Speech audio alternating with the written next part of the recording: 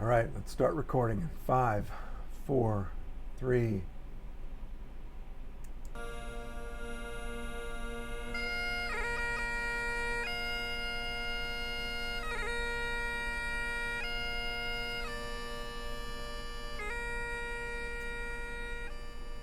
Hello and welcome. If you're randomly surfing the internet and wonder where in the world you found yourself, you are on the Twin Oaks Presbyterian Church YouTube channel, and this is a class on the Lamentations of the prophet Jeremiah. My name's Brian Roby. I'll be your instructor tour guide today, and welcome aboard.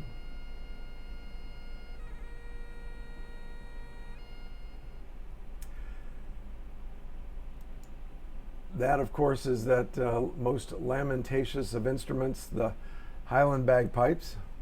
And with that, also want to note that, of course, this is a pre-recorded lesson, but, and I wish we could all be here in person, because really the give and take and the exchange is what makes the class so delightful.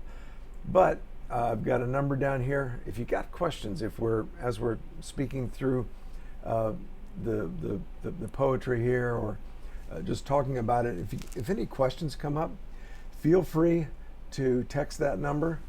Just put a keyword or something, question, and I'll love to respond to them and engage with those. Also, we'll cover them briefly if it's a question that the class might be interested in. We'll cover it at the next class. So anytime you hear this, feel free to avail yourself of that number. Again, we're going to be in the book of Lamentations. That's Old Testament. If you've got your Bibles, go ahead and open to it. It's about a little past midway. You got your Psalms in the middle, and then the big prophets Isaiah and Jeremiah and Ezekiel. Lamentations is tucked right in there between Jeremiah and Ezekiel. Easy to miss because it's only 5 chapters. So let me just think here, make sure we've got all of the housekeeping out of the way. I'm my own producer, director today, so I want to make sure. I do believe everything's working well. So we can go ahead and get started. Again, this is lesson 3. We've talked for a couple of lessons about the historical background to Lamentations, and it's very important because, as we said, this Lamentations is poetry. Poetry is a wonderful thing for evoking emotions, but it's not necessarily the best medium of informing. And so if you really know the background to the poem, the poetry that can speak much more powerfully. These laments, the book of Lamentations, is actually 5 separate poems, 5 separate laments. They are coincidentally enough, it's arranged in 5 chapters. Each poem, the first 4 poems are in the form of acrostic. So chapter 1, 2, and 4, if you look in your Bibles, if you found that, are 22 verses each. And so the acrostic consists of each successive letter of the Hebrew alphabet. Of course, 22 letters make up the 22 verses in chapters 1 and chapter 2. Chapter 3 is a little bit different because the poet clusters, so there's 3 verses per letter. So all of you math whizzes out there can figure out that there's 66 verses in chapter 3. Chapter 4 goes back to 22, and then there's no such order in chapter 5. It's still 22 verses, but no such order.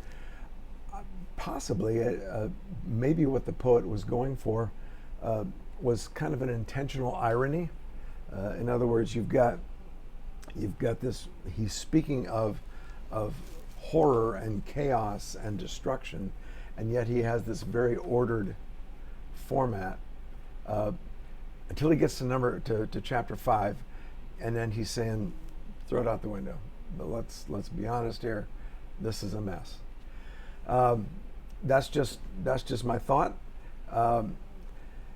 Now in this first lament, I call this lesson "The City Speaks," because we are going to be reading the first chapter, and in this first poem, the prophet, and by the way, I'll use the term poet, prophet, author kind of interchangeably. The Septuagint calls this book the Lamentations of Jeremiah. I don't see any reason. There's scholars do things like debate the obvious. That's why they're scholars. That's what gives you permission to do a PhD. You're gonna take some obvious thing and put a twist on it. So there's no reason not to assume that Jeremiah was the author here. Certainly, the things he describes, he would have seen from what we know from the book of Jeremiah. He lived through the sieges of Babylon, or the sieges by Babylon of Jerusalem, and saw the horrors of it. So no reason he wouldn't have been the author of these laments. So this first one, what he does is he personifies the city as a lady of a dignified lady, a lady of some wealth and means, formerly a socialite, and he shows us how far she's fallen. So he personifies the city as this lady, and we get to just as an overview of this chapter of this poem. What he does is he describes her to us, so we get to watch and kind of listen to his narrative, and then he lets her speak, and it's a little bit shocking when she first starts speaking. So we're inclined to pull back. And then he starts explaining us again, and he draws us in to look more and more closely at her, and then he lets her speak and just let loose. And we're kind of forced to stay there and listen. And he makes us feel uncomfortable. He wants us to feel uncomfortable. One of the things that comes out is, as she's speaking, we find that she admits freely that all of this catastrophe is her own fault. God has done this to her, and she deserved it. And yet she's complaining bitterly about it. And so we might get the sense of, what right does she have to complain, right? If it's her own fault, what right does she have? And we ought to think that. We need to think through that.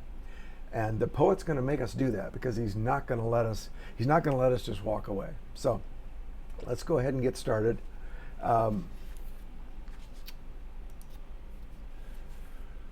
Starting first, the poet brings us in, and I guess I want to imagine, if you will, that we're walking through a place that we're familiar with, and you see.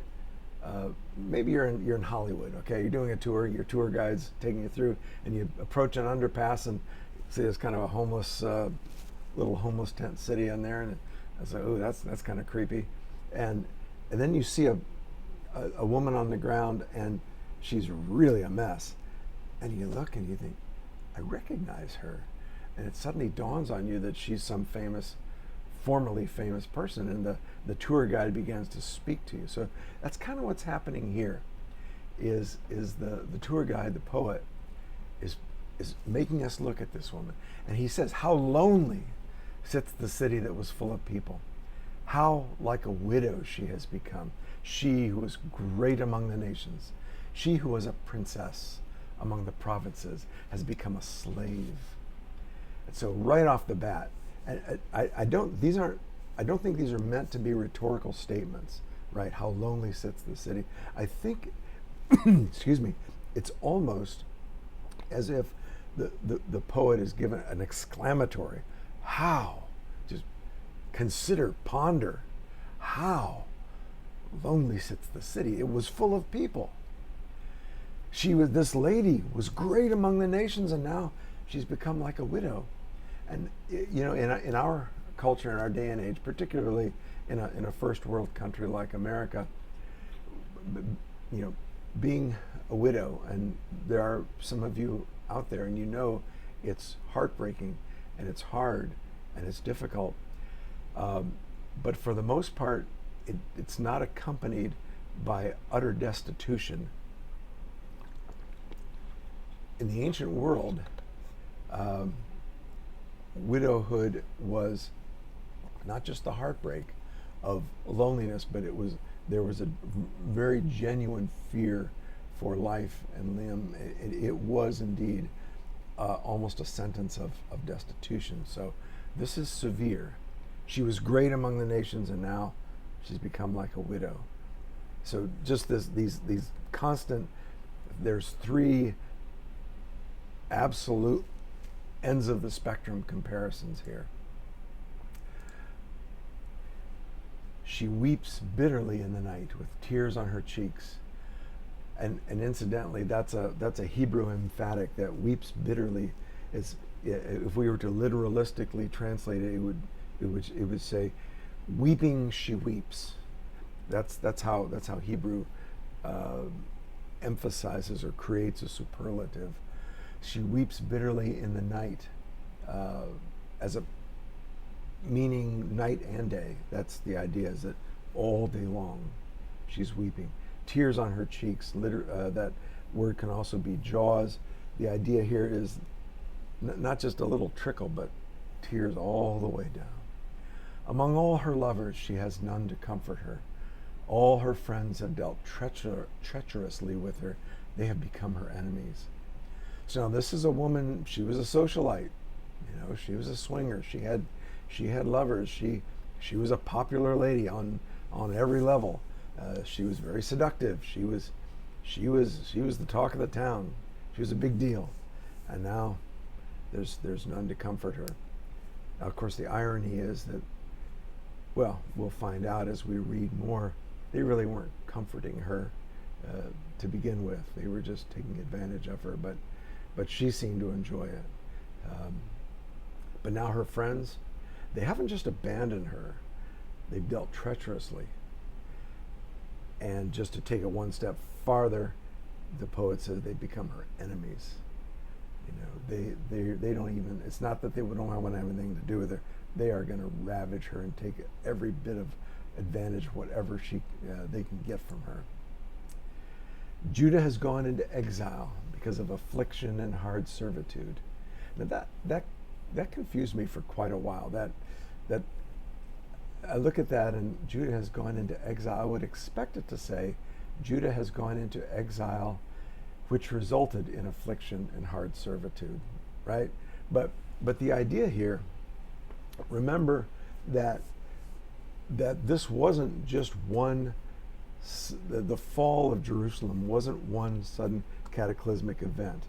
I mean, it began all the way back and under the Babylonians. It began all the way back in 605 BC with the Battle of Carchemish. Nebuchadnezzar, in pursuing the Egyptians, makes a stops off in Jerusalem, peels off a division, says, "Hey, go sack that city for a bit," and they attack the city. The city surrenders. They take the skim the treasures of the temple, take the members of the royal family, back to Babylon. So that was in 605. Then another siege, and the final siege was in 586. So for 19 years, Babylon has been oppressing Jerusalem, right? Affliction and hard servitude. This has been going on for I mean, if you were of voting age in Babylon and were born at after the Battle of Carchemish, you would have known all your life. The only thing you would have known was Babylonian affliction. And so during this 19 years, people have been leaving. They said, "This is crazy. I'm not staying in Jerusalem and putting up with this. I'm leaving. I'm out of here. I'm going to go into exile voluntarily." And Well, of course, around Jerusalem and Judah, where was there to go? Well, you had Moab, Ammon, you could go to Egypt, you could go north to Aram, but whatever direction you went, you ran into enemies. So she dwells among the nations. In other words, the Hebrew goyim, the Gentiles, but finds no resting place. So these are the people that are kind of undesirable. They're not the people of God. They're not Jews. They're not Israelites. And so there's really no, they've escaped Jerusalem, but there's no resting place. Her pursuers have all overtaken her in the midst of her distress, and that's either, I think, a commentary or a foreshadowing. Because if you remember when we talked about the history, the last siege, the governor, the king Zedekiah, took the cream of his Praetorian guard, so to speak, and when the city was about to fall, they snuck out the back door and fled towards Egypt. Babylonians didn't get away. The Babylonians captured them. But now we go to another level. The roads to Zion mourn, for none come to the festival. All her gates are desolate. Her priests groan. Her virgins have been afflicted, and she herself suffers bitterly. So here, even the roads to Zion are personified, and the suffering in this case is the lack of celebratory worship. I mean, Jerusalem was where all the big festivals were, all the religious festivals, and there's nobody on the roads anymore. And I don't know about you, but I used to, a year ago this time, I was always complaining about the traffic jams because, with school back on, you got schools, you got the hospitals, you got everything, all the businesses running, and it takes forever to get anywhere from about 6:45 in the morning to 8:30. I mean, and St. Louis isn't that big of a city. The big cities are awful, but these last few months, it's been real easy to go down the 140, Missouri Route 141 is the big one out here, and used to be quite an art to find all the byways to get around the different bottlenecks. Yeah, no need to anymore. Nobody's on the road. Schools aren't being done in person. So we have a bit of a taste of that, and I as I wonder, this idea of not being able to come to the festivals. We know that true worship is not bound by any time and place, but there's something special. There's something, this side of heaven, it's a very special thing to get together and worship in person with the people of God. And I hope, perhaps the Lord I hope He is able to use in my heart and yours to highlight that desire. You know what? Hold on a second, guys.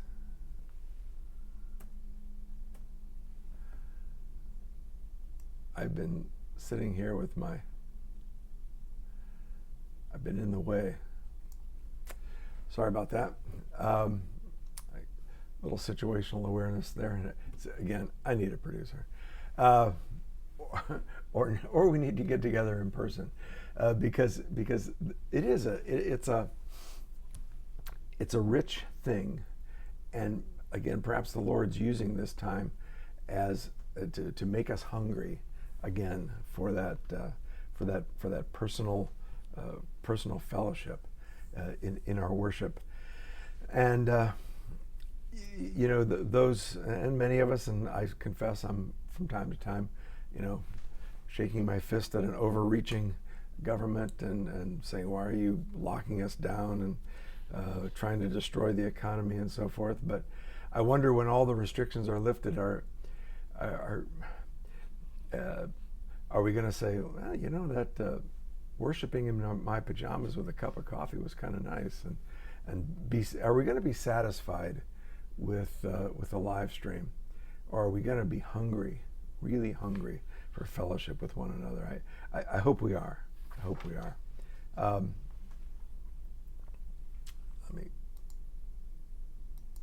we go. So hearkening back to the fact that she left to live with her neighbors, but they've become her enemies. All her foes have become the head. Her enemies prosper because the Lord has afflicted her for the multitude of her transgressions. Her children have gone away captives before the foe. So her enemies now rule over her. This was a city, by the way, that ruled over others, right? Jerusalem was an important place, and now the tables are completely turned, and the poet tells us it's expressly the Lord's doing. The Lord has afflicted her, and he gives the reason, the multitude of her transgressions. So this is from the hand of God. It's not an accident. It's not a quote misfortune, that bad things that happen to good people kind of deal.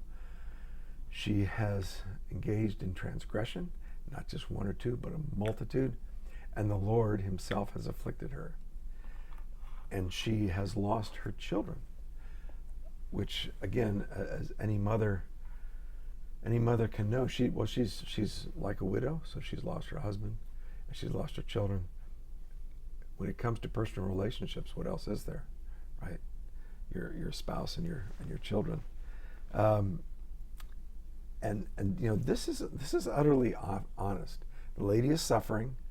It's not an accident, but it's rather the express purpose of God and her just deserts. So how are we supposed to feel towards her? I mean, I think the poet is really wanting to draw us in and make us think. So he goes on and he continues to talk about, from the daughter of Zion, all her majesty has departed. Her princes have become like deer that find no pasture. They fled without strength before the pursuers. Again, that picture of the elite guard flying away. I mean, like deer, but they're beat. I mean, it's at the end of a siege. They don't have any strength because they haven't been eating either. And like they're just like hounds. The Chaldeans just hunt them down. And she used to have majesty, but no more. So, and now here in verse 7, Jerusalem remembers in the days of her affliction and wandering all the precious things that were hers from days of old, when her people fell into the hand of the foe and there was none to help her. Her foes gloated over her. They mocked at her downfall. So now the poet's going to get inside the lady's head, and he's letting us share in her thoughts. She remembers. She remembers now, in the days of her affliction and her wandering. She remembers, thinks back to all the precious things, and I don't believe that he's talking about just the gold of the temple, you know, the golden shields that Solomon made, and all the golden implements and the precious treasures of the temple and the palaces. No, I think he wants us to. I mean, we've been talking about the multitude of transgressions, at the fact that the Lord has afflicted her. I think he's wanting her. He's implying to us that she is hoping, we hope at least, that she is thinking of how God blessed her, right? That she's put God in that equation and said, yes, I remember how God was blessing me. Because, you know, whether it's our own fault or just whether it's from our own sin or just the sins of others in a broken world impacting us, we will suffer. There is suffering, and it is important to remember, to keep in mind, and to keep it in the good times. I would say for now, for those of you that are going through good times, keep track now of what's good. so that when the tables turn, you can think back and remember. And well, I'll just leave it at that. Her foes gloated over her. They mocked at her downfall. I have to wonder if the gospel writers, as they reported to us the crucifixion and the scene at the crucifixion and the people mocking and the Romans mocking and the religious leaders mocking, if they didn't maybe have these verses in mind, just the ignominy and how heartbreaking it is when enemies gloat, people that you know they hate you, and you see them gloating over you and mocking at your misfortune. Now, of course, one big difference between our Lord hanging on the cross and the city here is right here. Jerusalem sinned grievously. Therefore she became filthy. All who honored her despise her. And by the way, I don't think we're meant to understand. Of course, she became dirty as a result of the destitution of the famine and the battle and the sacking of Jerusalem. But I think what's in mind here is the ceremonial uncleanness and the ritual. Because of her defilement, because of her sin, it's an uncleanness, a filthiness before God. So all who honored her despise her, for they have seen her nakedness. She herself groans and turns her face away. So that goes along with that this is a not just a dirtiness from the ashes of the fires and the dirt of the street, but it's a ritual, ceremonial uncleanness. She used to be honored, but they despise her. We talked about earlier in the first or second verse, her lovers, right? They always despised her. They were always just using her, but now, and they saw her when she was trying to be seductive. There's nothing seductive anymore. They have seen her raw, filthy nakedness, and she's got nothing to there's no mystery about her anymore. She's got nothing with which she can allure anymore. Done. And she responds to it, and the poet lets us see she herself groans and turns her face away. So we just see this woman and turn away from us. Her uncleanness was in her skirts. She took no thought of her future. Therefore her fall is terrible. Now hear the poet as she groans and turns her face away. Rather than let us back up, he draws us in closer, right? Her uncleanness was in her skirts. He's saying, you see that? You see that blood on her skirts right now? Take a look. And we got to look closely, right? He said that's not blood from battle. That's menstrual flow. Right? She doesn't even care about the basics of personal hygiene anymore. She takes no thought of her future. Doesn't even care. And this is the kind of it's right up there with leprosy in the religious rituals when it comes to ritual cleanliness and uncleanliness. And she doesn't even care. Therefore her fall is terrible, and she has no comforter. And then all of a sudden she speaks, "O Lord, behold my affliction, for the enemy has triumphed." We're shocked. Well, at least we should be, because the poet has drawn us in closer and closer, and all of a sudden, boom, she just has this outburst, and she's speaking to God. She's acknowledged that God was his hand that caused this, but she wants him to know that she knows. Lord, behold my affliction. Do you see my affliction? The enemy has triumphed. That's as hopeless as it gets. Let me catch up on my notes here. Bear with me, please. And of course, there's no arguing with it, right? I mean, what are we to think to ourselves?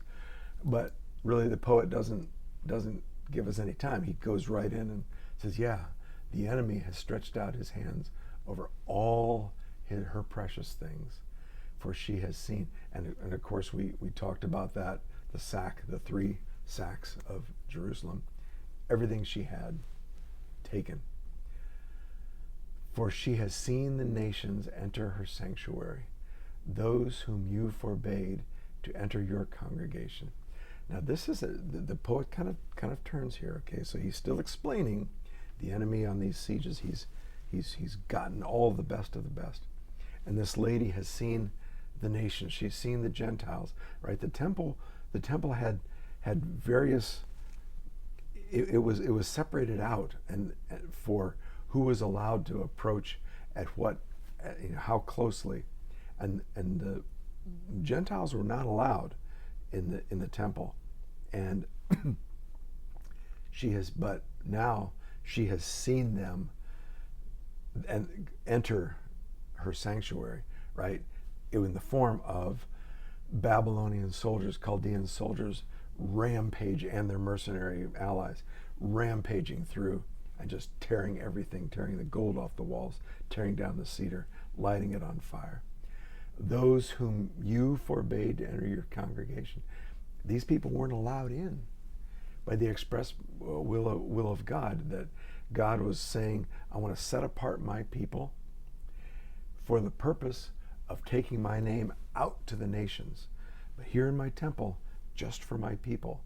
And from here you go out to the nations. Well, Israel didn't go out to the nations. She was selfish. She indulged herself, and she basically thumbed her nose at God for generations and generations and generations. And God said, okay, that's the way you want it. I'll bring the nations to you. They entered her congregation. And of course, the other irony is that in her uncleanness, she, the lady, can't go into the temple, even if she wanted to. Even if there was a temple to go into, which there isn't, she couldn't go there because of her sin, because of her uncleanness. Because of her ritual uncleanness, which is a result of her sin, because she has abandoned and blown off God for so long. He finally gave her over to what she wanted. So, and now we see not just the lady collectively, but all of the people. This was a the city was a bustling metropolis, right? People bargaining and buying and selling, and street vendors, and bartering. If you've ever been to a Middle Eastern or African, any place outside of the West, where you got markets, and there's bartering going on, and loud discussions, and none of that. Her people groan. They don't even look at each other. They just walk around listless and as they search for bread, looking on the streets, not looking up at people, not looking into eyes, but just looking down. Is there any bread anywhere? They trade their treasures for food to revive their strength. I had a roommate, and his father was a colonel and retired shortly after we graduated. But he had been born, his father had been an army officer and had fought in World War II and was part of the occupation was in Berlin after the war. And the situation was such that he was, Colonel Robertson's father was able to bring him, he was just a young child at the time, and his mother to live with them. And they had a housekeeper, a German lady, and she was actually had been before the war, quite an important person. And she came and brought one time, or several times, this beautiful porcelain, just gorgeous French fine bone china and porcelain vases and place settings and such. And she said she said if you would give me, I mean she was wanting rations. The Americans had rations. They had food. They had things that simply weren't available to the Germans. In some cases, necessities that simply weren't available. I said, I'll give you these if you will give me, some rations. And his mother said, we can't. These are your treasures. These are your heirlooms. I can't take them from you. And she said, look, if you don't take them, I know you'll give me a fair price for them, or at least you'll give me something fair for them that I need. If you don't, I'll have to take them out on the street, and I'll get 5% of what they're worth, and be lucky at that.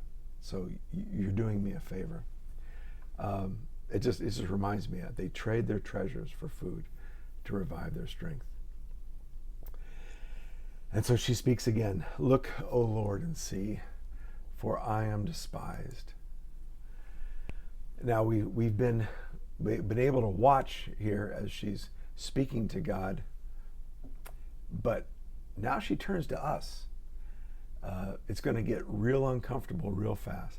Is it nothing to you, all you who pass by? Look and see if there is any sorrow like my sorrow, which was brought upon me, which the Lord inflicted on the day of his fierce anger.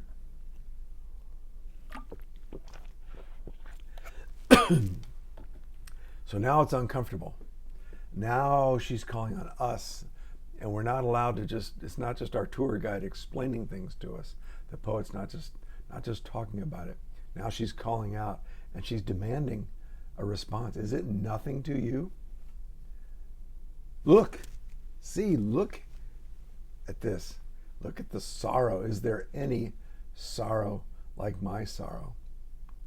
And then she gets into a subject that's really kind of scary to think about, and that is the Lord inflict the anger of the Lord and the day of the Lord. It's not a topic that we like to discuss. Well, let me just say, as long as we assume that we're not going to be on the receiving end of anything negative, the day of the Lord is kind of good, because all of our enemies are going to get what they deserve. That's a rather cavalier way to look at it, I think, because the great and terrible day of the Lord, as the prophet Isaiah and Jesus, in quoting the prophet, speak, is a day which is fearsome. Now, for those who are in Christ, yes, we're sheltered, and we're sheltered by the blood of Christ. But I think one of the messages of looking at a poem like this is to remember that all of the suffering that Jerusalem endured, all of the heartbreak, and we'll see a lot more, was all of that was no more than what Jesus endured on the cross. And it was endured, and actually he'd endured suffering. He endured all the pains of this life that we experienced.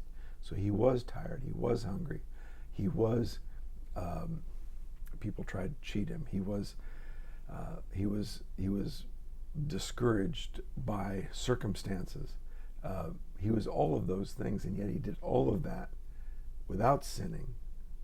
And so while we look and we say, this lady's getting from the hand of God what she deserved, the same would be for us, wouldn't it? Were it not for the fact that Jesus got from the hand of God what we deserved. So Jesus took from the hand of God what we deserved. So that's the only thing that's sheltering us, and that's